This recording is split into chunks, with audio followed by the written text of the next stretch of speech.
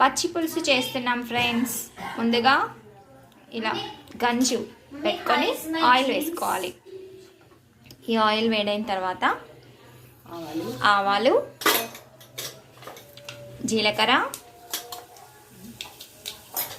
ఇవి కొంచెం చిటపట్లాడాలి. ఆ తర్వాత వెల్లుల్లి వేసుకోవాలి కచ్చపచ్చగా దంచి. ఈ వెల్లుల్లి వేస్తే మనకు చారు చాలా టేస్టీగా ఉంటుంది. అదే అండి చారు లేదా పచ్చి పులుసు అంటాం కదా, అలాగే కొంచెం పచ్చిమిర్చి వేసుకోవాలి. ఇంకా కరివేపాకు, అలాగే పసుపు వేసుకోవాలి. ఇలా వేసుకున్న తర్వాత ఒకసారి బాగా మిక్స్ చేసుకొని కొంచెం ఫ్రై అవ్వనివ్వాలి. పసుపు వేసాక బాగా మిక్స్ చేసుకోవాలి.